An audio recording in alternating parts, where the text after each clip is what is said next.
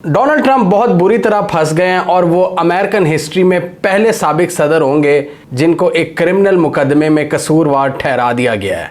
ये मुकदमा क्या है, ट्रंप का फ्यूचर क्या होगा और अमेरिकन पॉलिटिक्स अब किस तरफ आगे जा सकती है, आज की इस वीडियो में हम ये सब चीज़ें डिस्कस करेंगे। हम देखेंगे कि ट्रंप पर मज़ीद केसेस कौन कौन से हैं और उनकी इमरान खान के केसेस के साथ क्या सिमिलैरिटी है। तो ये जो केस था, स्पेसिफिक केस की बात करें, स्टॉर्मी डैनियल्स जो एक पॉर्न स्टार हैं उनसे रिलेटेड था। वो उनसे कोई नाजायज़ ताल्लुकात या उनकी हरासमेंट से रिलेटेड नहीं था। ये स्टॉर्मी डैनियल्स खुद भी कह चुकी हैं कि हमारे ताल्लुकात थे इनके 2005-6 में। ये केस बेसिकली हश पेमेंट से रिलेटेड था। हश पेमेंट टर्म यूज़ की जाती है कि किसी को चुप कराने के लिए कोई रकम, अगर इवन कोई कानूनी मुकदमा हो तो उसमें किसी को चुप कराने के लिए आप किसी को रिश्वत आप कह लो तो ये हश पेमेंट्स होती हैं। तो इस मामले में भी इनको सज़ा नहीं दी गई कि आपने हश पेमेंट्स क्यों दी स्टॉर्मी डैनियल्स या उनके वकील वगैरह को। मसला ये है कि ट्रंप ने वो सारी जो दस्तावेज़ात होती हैं, कारोबारी दस्तावेज़ात, उनके अंदर इन हश पेमेंट्स को छुपाने की कोशिश की है और इनको कानूनी रकम डिक्लेयर किया था और उनको किसी और तरह से शो कराया था। ट्रंप ने अपने वकील माइकल कोहन के ज़रिए ये तकरीबन $1,30,000 की रकम दी थी स्टॉर्मी डैनियल्स को कि आप हमारे ताल्लुकात के बारे में कोई चीज़ रिवील नहीं करेंगी, अपना मुंह बंद रखेंगी आप और हमारे ताल्लुकात को जाहिर नहीं करेंगी। और ये इन्होंने 2016 से पहले जो अमेरिका के प्रेसिडेंशियल इलेक्शन थे उसमें ये रकम अदा की थी। और वो क्यों की थी? क्योंकि अमेरिका में जब भी कोई बड़ी पोस्ट पे कोई बंदा खड़ा होता है, कोई प्रेसिडेंशियल कैंडिडेट वगैरह, तो उसके करैक्टर के बारे में बड़ी बातचीत होती है कि उसका करैक्टर कैसा है। आपको याद है ये जो हिलरी क्लिंटन के शौहर हैं बिल क्लिंटन, इन्होंने भी अपनी सदारती कुर्सी एक स्कैंडल के नतीजे में छोड़ी थी और एक मॉरल केस था उन पर, यानी एक मॉरल ऑब्लिगेशन थी और अमेरिकन अवाम उसको बिल्कुल भी एक्सेप्ट नहीं कर सकते थे। उनके यहाँ एक स्टैंडर्ड है ये एक कि अगर कोई इतनी बड़ी पोस्ट पर है तो वो एक साफ करैक्टर का इंसान हो। तो बिल क्लिंटन ने उस वक्त इस्तीफ़ा दे दिया था जब उनके ताल्लुकात की बाज़गश्त हुई थी मोनिका लेविंस्की के साथ। वो उनके ऑफिस में काम करती थी तो उनके साथ उनका अफेयर सामने आया था, तो बाद में क्लिंटन बुरी तरह फंस गए थे। तो इसी तरह ट्रंप ने भी अपने इस अफेयर को छुपाने की कोशिश की थी कि मतलब जनरल अफेयर ही सामने ना आ जाए। इतना ज़्यादा अमेरिका में ख्याल किया जाता है कि हमारा कोई ऐसा अफेयर या कोई ऐसी बुरी बात जो इखलाकियात से गिरी हुई हो वो सामने ना आए। और स्टॉर्मी डैनियल्स तो एक पॉर्न स्टार थी। एक पॉर्न स्टार के साथ कनेक्शन प्रेसिडेंशियल कैंडिडेट के लिए ये एक बहुत बड़ा थ्रेट होता है। ये स्टॉर्मी डैनियल्स खुद भी कह चुकी हैं कि हमारा रिलेशनशिप मतलब मर्जी का था, कंसेंशुअल रिलेशनशिप था। मसला वो नहीं है। मसला यहाँ पर आता है जो ट्रंप पर इल्ज़ाम लगाया जा रहा है वो ये है कि ट्रंप ने यहाँ पर 2 नंबरी से इस पैसे को यूज़ किया, इस्तेमाल किया। अब वो 2 नंबरी किस तरह उन्होंने की है? ट्रंप पर इल्ज़ाम ये है कि ये जो पैसा इन्होंने स्टॉर्मी डैनियल्स को दिया था चुप रहने के लिए, इसमें कैंपेन फाइनेंस रूल्स को वायलेट किया गया है। यानी कुछ रूल्स होते हैं। अब अमेरिका की एक और बात भी बड़ी समझने वाली है कि अमेरिका में जब भी कोई प्रेसिडेंट खड़ा होता है ना, कोई कैंडिडेट खड़ा होता है, तो उसको लोग फंड करते हैं, छोटे लेवल से लेकर बड़े लेवल तक, $5, $10, फिर बड़े बड़े इन्वेस्टर होते हैं। तो अमरीकियों के लिए ना वो रकम बड़ी मुकद्दस होती है कि उसको आपने सही जगह इस्तेमाल करना है, अपनी पॉलिटिकल कैंपेन में यूज़ करना है। ये नहीं कि आप उससे अपनी 2 नंबर काम करना शुरू कर दो या अपनी कोई पास्ट की 2 नंबरी हैं उनको छुपाना शुरू कर दो। फॉर एग्जांपल, मुझे कोई देता है पैसे, अगर मैं प्रेसिडेंशियल इलेक्शन के लिए खड़ा होता है, इसका ये मतलब नहीं है मैं अयाशियों में उड़ाना शुरू कर दूं। तो अमेरिकन के लिए उस मनी की बहुत ज़्यादा कदर होती है। वो एक मुकद्दस पैसा होता है, मुकद्दस रकम होती है कि उसको आपने किस तरह खर्च करना है। ट्रंप पर इल्ज़ाम ये है, अब ट्रंप पर यहाँ पर 2 किस्म के इल्ज़ामात लग रहे हैं। एक तो आपकी ऑब्वियसली मॉरल ऑब्लिगेशन होती है और एक लीगल ऑब्लिगेशन होती है। मॉरली भी इसको गलत समझा जाता है, लीगली भी गलत है। तो मॉरली तो ऑब्वियसली ये है कि इन्होंने अपने 2 नंबर काम एक तो किया और उसको छुपाने की कोशिश की। स्टॉर्मी डैनियल्स को पैसा दिया कि तू चुप रही, बोली मत। यहां पर लीगल मसला क्या आ रहा है? लीगल मसला ये आ रहा है कि ट्रंप ने ये जो सारी फंडिंग थी इसका रुख मोड़ दिया इस 2 नंबर काम को छुपाने के लिए, और उसके बाद ना सिर्फ इनका मुंह बंद कराया बल्कि रिकॉर्ड्स में भी इस चीज को छुपाया, डॉक्यूमेंट्स को कंसील किया ताकि ये बात सामने ना आ सके। यहाँ पर इन पर इल्ज़ाम ये लग रहा है कि बिजनेस रिकॉर्ड्स को इन्होंने फॉल्सिफाई किया, यानी कि छुपाया है, possibly to cover up a campaign finance violation, यानी कैंपेन फाइनेंस के जो रूल्स थे उनको वायलेट किया गया। और अमेरिका में हर चीज़ का बड़ा सख्त रूल होता है, उनके कॉन्स्टिट्यूशन में हर चीज़ को डिफाइन किया गया है। तो यहाँ पर इसके भी रूल्स होते हैं कि आपको जो कैंपेन के लिए रकम मिलती है आप उसको किस तरह यूटिलाइज करते हैं। तो उसकी कोई वायलेशन तो नहीं हो रही, कोई 2 नंबर तरीकों से तो नहीं हो रहा। वहां पर आपने क्या करना होता है, बड़े एक बैलेंस तरीके से पैसे को स्पेंड करना होता है अपनी कैंपेन के लिए। इन पर इल्ज़ाम यह है कि इन्होंने इन हरकतों में इस्तेमाल किया है, ना सिर्फ इस्तेमाल किया है बल्कि उसको उन रिकॉर्ड्स को फिर छुपाने की कोशिश की है। तो आजकल मॉडर्न दुनिया में ये हम पहले भी बात करते हैं कि कानून को ईजिली आप मोड़ सकते हैं अपने फ़ायदे के लिए। जो भी हुकूमत वक्त होती है वो इल्ज़ाम लगा सकती है और इस तरह की छोटे छोटे पॉइंट्स ढूंढ के वो अपने पॉलिटिकल मुखालिफ को तुन सकते हैं। तो ट्रंप ने सरकारी दस्तावेजात में ये रकम जो इन्होंने स्टॉर्मी डैनियल्स को अदा की थी उसको कानूनी रकम जाहिर किया था, जबकि ये एक हश पेमेंट थी, यानी उसमें रद्दो बदल जो इन्होंने की, यानी सही तरह डिक्लेयर नहीं की, उस हवाले से इनको सज़ा दी गई है। और इसमें एक्सपर्ट्स का कहना है कि 4 साल की सज़ा भी हो सकती है इन्हें, लेकिन ये डिपेंड करता है उस जज पर कि वो कितनी सज़ा देता है। अमेरिका में ये भी ख्याल रखा जाता है कि अगर कोई बड़ी पोस्ट का बंदा है तो उसको जेल में भेजा नहीं जाता, मतलब इज्तनाब किया जाता है, उससे दूसरी खिदमात ली जाती हैं, मतलब भारी मचलकों के ज़रिए वो अपनी ज़मानत करवा सकता है, वो कम्युनिटी सर्विस में अपना किरदार अदा कर सकता है और उसका पास्ट रिकॉर्ड देखा जाता है कि वो पास्ट में क्रिमिनल तो नहीं था। अगर वो उसका पास्ट का रिकॉर्ड ये बताता है कि वो क्रिमिनल था तो फिर उसको सज़ा हो सकती है। डिफरेंट चीज़ें देखी जाती हैं कि वो कितना इज़्ज़तदार बंदा था, कितने उसकी इज़्ज़त थी माशरे में, ये सारी चीज़ें जजेस वहाँ के देखते हैं। अमेरिका में जो पूरा ये सिस्टम है वो बड़ा ज़बरदस्त है, पूरा ये जो जस्टिस सिस्टम है।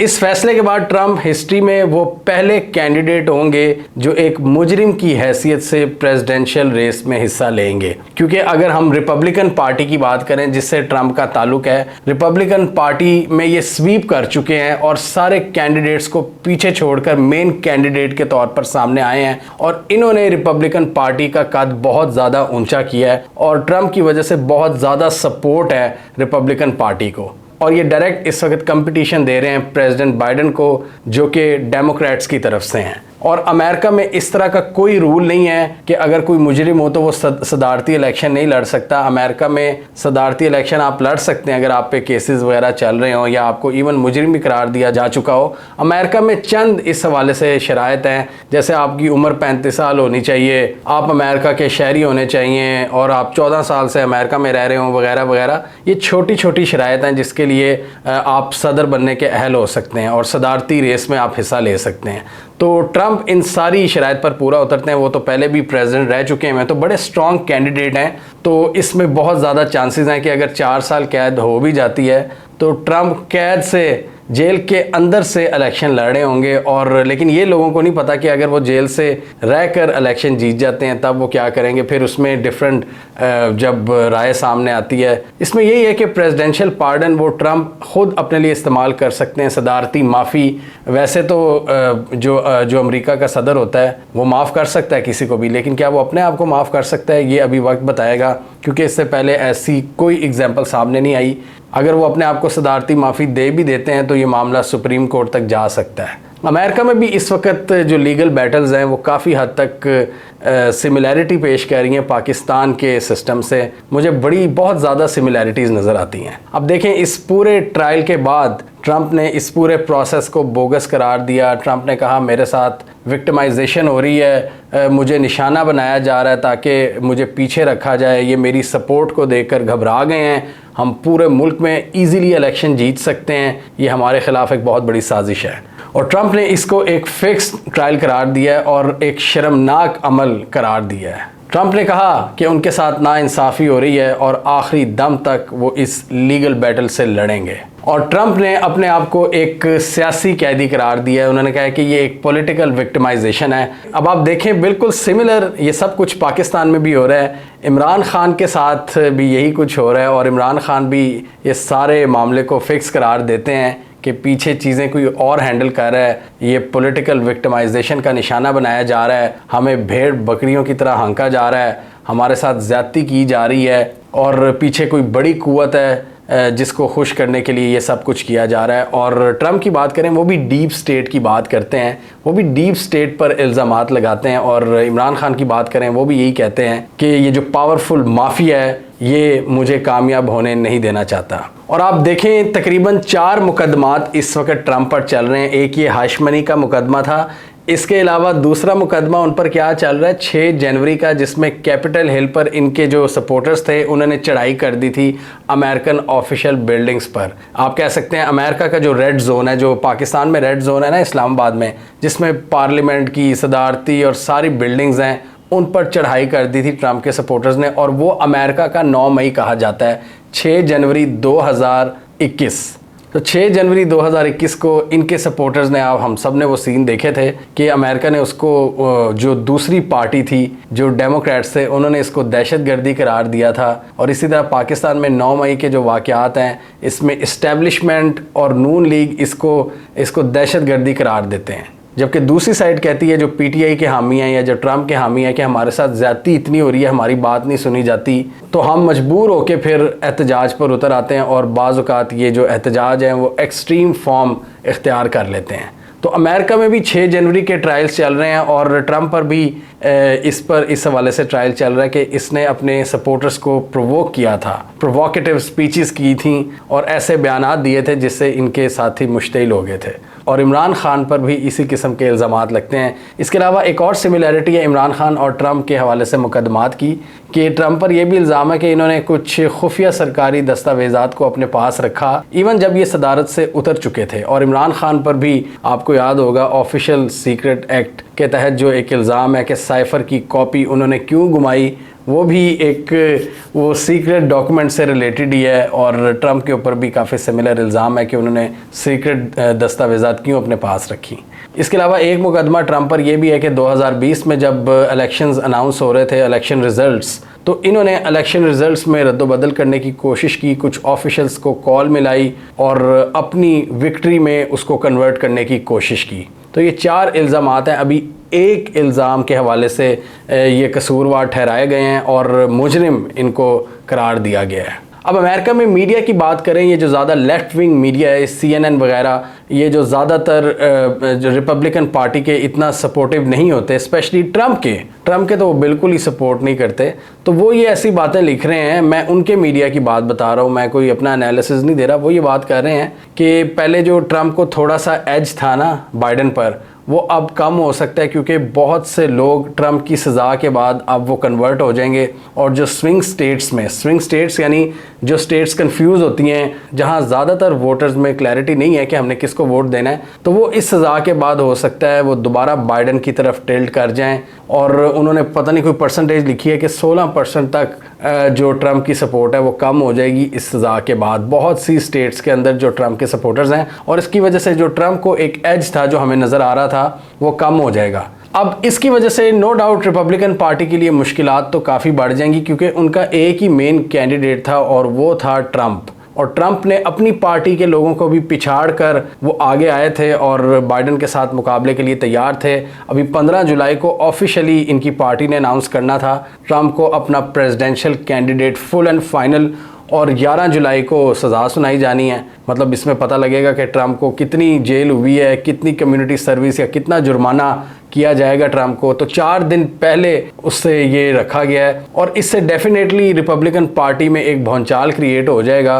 और अमेरिका के जो स्टैंडर्ड्स हैं, जो मॉरल उनके स्टैंडर्ड्स हैं, कि कोई भी मुजरिम उसको हमें मौका नहीं देना चाहिए इतनी बड़ी पोस्ट के लिए। ये भी एक नई बहस शुरू हो जाएगी कि जी हम एक मुजरिम को आगे लाएंगे, हम एक कॉन्विक्ट को आगे लाएंगे जिस पर इतने बड़े बड़े जुर्म साबित हो चुके हैं, हम उसको प्रेसिडेंशियल कैंडिडेट बनाएंगे। तो अब ये एक नई बहस शुरू हो जाएगी रिपब्लिकन्स के दरमियान। लेकिन मेरे हिसाब से ट्रम्प की जो सपोर्ट बेस है वो वहीं पर कायम रहेगी और वो मज़ीद उनकी जो सपोर्ट है वो स्ट्रेंथन होगी। वो कहेंगे कि जी हमारे लीडर के साथ ज़्यादती हो रही है। बिल्कुल इसी तरह वही पाकिस्तान वाला नैरेटिव कि जब से इमरान खान को जेल में भेजा है उनकी सपोर्ट बेस में कमी नहीं आई और उनके सपोर्टर्स पहले से ज़्यादा तगड़े अंदाज में उनको सपोर्ट कर रहे हैं। इसी तरह ट्रम्प के भी जो सपोर्टर्स हैं वो भी काफ़ी ज़्यादा एक्सट्रीम हैं। हम सब ने देखा है उनकी टेंडेंसीज़ क्या हैं। वो हार्ड कोर सपोर्टर्स हैं और वो अमेरिकन नेशनलिस्ट हैं। वो कहते हैं अमेरिका फ़र्स्ट, अमेरिका को पहले प्रायोरिटी देनी चाहिए अमेरिका में मैन्युफैक्चरिंग को तगड़ा करना चाहिए, इमिग्रेंट्स के हवाले से सख्त कवानीन होने चाहिए, मैक्सिको के बॉर्डर के इर्द गिर्द बाड़ लगानी चाहिए और अमेरिकन्स को ज़्यादा हमें प्रेफर करना चाहिए। और इसमें बहुत से वाइट सुप्रेमेसिस्ट भी हैं जो कहते हैं कि जी इमिग्रेंट्स ने हमारी जॉब्स खा ली हैं और ओपन ट्रेड ने हमारी मैन्युफैक्चरिंग को तबाह कर दिया है, इसलिए अमेरिका को हमें मजबूत करना चाहिए। और ये लोग ज़्यादातर ट्रंप के सपोर्टर्स हैं, क्योंकि ट्रंप ने ये चीज़ें बार बार दोहरा के अपनी स्पीचेस में इन लोगों को आप कह सकते हैं कि ब्रेन वॉश किया या जो भी किया है, कि इनको ये बताने की कोशिश की है कि भाई अमेरिका फ़र्स्ट। और इसलिए ट्रंप इमिग्रेंट्स पर भी तनकीद करते हैं। और इसलिए 2016 में आपको याद होगा कि किस तरह तबाही फिरी थी, मुसलमान कितने ज़्यादा परेशान हो गए थे कि यार अब हमारा क्या फ्यूचर होगा। लेकिन अब उन्होंने देख लिया है, ट्रंप को भी एज अ प्रेसिडेंट देख लिया है कि इतने बुरे हालात नहीं हुए वहाँ पर मुसलमानों के, बल्कि बहुत से जो दूसरे ग्रुप्स थे उनकी सपोर्ट आई। और बाइडन ने जो इतना इजराइल का साथ दिया है, इसकी वजह से बहुत से वो ग्रुप्स, वो marginalise groups, black Africans, Muslims और साउथ अमेरिका के लोग जो ट्रंप से बिल्कुल मुतनफ़िर हो चुके थे, वो अब वापस ट्रंप की सपोर्ट कर रहे हैं इन इलेक्शंस में। और बाइडन की वो वाली जो सपोर्ट थी 2020 में, उसमें बहुत तेज़ी से कमी आ रही है वो उस लिबरल सपोर्ट में, जिनका ताल्लुक डिफरेंट बैकग्राउंड से था। ये इजराइल वाली जो पॉलिसी है बाइडन की, इससे बहुत ज़्यादा लोग बाइडन से अब पीछे हट गए हैं। ट्रंप फ़िलहाल तो आज़ाद हैं और ये जज पर डिपेंड करेगा कि वो कब इनकी सज़ा का जो स्केड्यूल है वो जारी करेंगे। इसमें जैसे मैंने पहले डिस्कस किया कि जजेस डिफरेंट जो पैरामीटर्स हैं उनको जहन में रखते हैं, मुजरिम की उम्र को, उसके पास ट्रैक रिकॉर्ड को, उसके जुर्म की नौयत को और उसके ओवरऑल सोसाइटी में स्टेटस को। तो ये सारी चीज़ें देखी जाएंगी ट्रंप को सज़ा देने से पहले। हमें कमेंट सेक्शन में बताइए आपके ख्याल में ट्रंप को कितनी सज़ा हो सकती है। क्या ट्रंप जेल में जा सकते हैं और क्या वो जेल में जाकर पहले अमरीकी सदर बन सकते हैं, और क्या वो अपने आप को सदारती इस्तिस्ना दे सकते हैं, प्रेसिडेंशियल पार्डन अपने आप को वो प्रोवाइड कर सकते हैं, या आपके ख्याल में रिपब्लिकन पार्टी किसी और बंदे को नामज़द कर देगी प्रेसिडेंशियल रेस के लिए। कमेंट कीजिए। इसके अलावा हमारा यूट्यूब चैनल सब्सक्राइब कर लो, साथ ही वो बेल आइकन भी दबा लें ताकि वो स्टोरीज़ दुनिया भर से पाकिस्तान से जिनकी मेन स्ट्रीम मीडिया पर प्रॉपर कवरेज नहीं होती, हमारे प्लेटफॉर्म के थ्रू आप तक टाइम पर पहुंच जाएं।